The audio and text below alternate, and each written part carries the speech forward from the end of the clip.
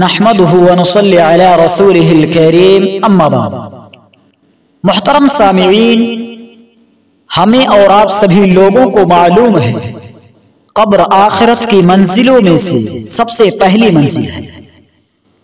انسان کے سفر آخرت کا آغاز اس کی موت سے ہوتا ہے، پھر موت کے بعد اس سفر کی سب سے پہلی منزل قبر ہے، جس کے تصور سے ہی مومن کے رونگٹے کھڑے ہو جاتے ہیں، ایک بندے مومن لرز اٹھتا ہے۔ حضرت عثمان بن عفان رضی اللہ تعالی عنہ کے غلام ہانی کا بیان ہے کہ حضرت عثمان غنی رضی اللہ تعالی عنہ جب قبر پر کھڑے ہوتے تو اتنا روتے کہ آپ کی داڑھی مبارک تر ہو جاتی۔ ان سے کہا گیا کہ جب جنت و دوزخ کا تذکرہ کیا جاتا ہے تو آپ اتنا نہیں روتے جتنا قبر پر کھڑے ہو کر روتے ہیں۔ تو انہوں نے جواب دیا کہ میں نے رسول اکرم صلی اللہ علیہ وسلم سے سنا، آپ فرماتے تھے ان القبر اول منازل الاخرہ، بے شک قبر آخرت کی منزلوں میں سے سب سے پہلی منزل ہے۔ فَإِن نَجَا مِنْهُ أَحَدٌ فَمَا بَعْدَهُ أَيْسَرُ مِنْهُ، اگر انسان اس میں نجات پا گیا تو بعد میں آنے والی تمام منزلیں اس سے زیادہ آسان ہوں گی۔ وَإِن لَمْ يَنْجُ مِنْهُ فَمَا بَعْدَهُ أَشَدُّ مِنْهُ، اگر وہ اس میں نجات نہ پا سکا تو بعد میں آنے والی تمام منزلیں اس سے کہیں زیادہ سخت ہوں گی۔ تو محترم سامعین، عذاب قبر برحق ہے۔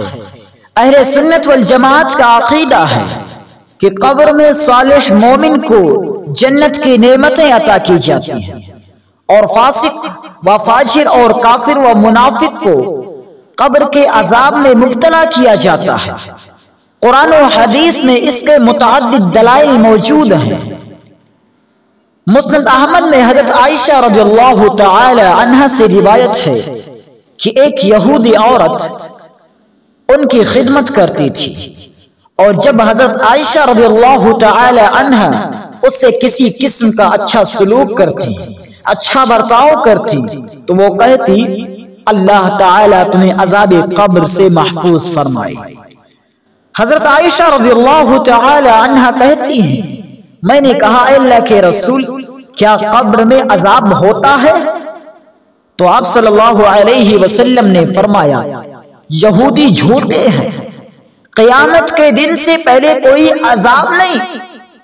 پھر کچھ عرصہ بعد آپ صلی اللہ علیہ وسلم اچانک ایک دن دوپہر کے وقت نکلے اور پکار کر فرمانے لگے یا ایھا الناس، اے لوگو، استعیذوا باللہ من عذاب القبر، عذاب قبر سے اللہ تعالی کی پناہ طلب کرو۔ فإن عذاب القبر حق، کیونکہ عذاب قبر برحق ہے۔ محترم سامعین، عذاب قبر برحق ہے، ہر مسلمان جانتا ہے، اور ایک بندے مسلمان کا یہ عقیدہ ہے کہ قبر میں عذاب ہوتا ہے۔ لیکن یہاں ایک سوال پیدا ہوتا ہے، کن گناہوں کی وجہ سے قبر میں عذاب ہوتا ہے؟ محترم سامعین، اکثر و بیشتر قبر میں عذاب دو گناہوں کی وجہ سے ہوتا ہے۔ آئیے میں آپ کو حدیث کی روشنی سے بتاتا ہوں۔ حضرت عبداللہ ابن عباس رضی اللہ تعالی عنہ سے روایت ہے کہ رسول اکرم صلی اللہ علیہ وسلم دو قبروں کے پاس سے گزرے تو آپ صلی اللہ علیہ وسلم نے فرمایا انہما لیعذبان وما یعذبان فی کبیر وانہ لکبیر، ان دونوں کو عذاب دیا جا رہا ہے، اور ان کو یہ عذاب ان کے خیال کے مطابق کسی بڑے گناہ کی وجہ سے نہیں دیا جا رہا ہے، جبکہ حقیقت یہ ہے کہ ان کا گناہ بڑا ہے۔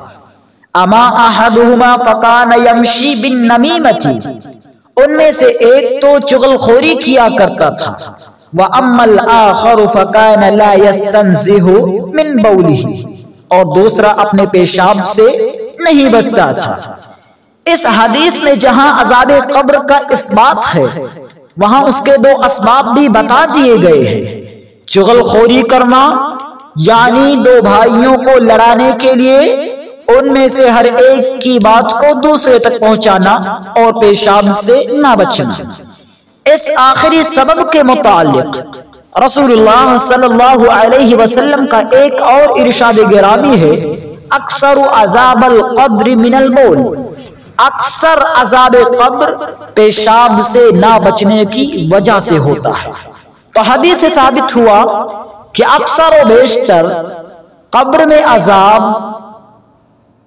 پیشاب کی چھینٹوں سے نہ بچنے کی وجہ سے اور چغل خوری کرنے کی وجہ سے عذاب ہوتا ہے۔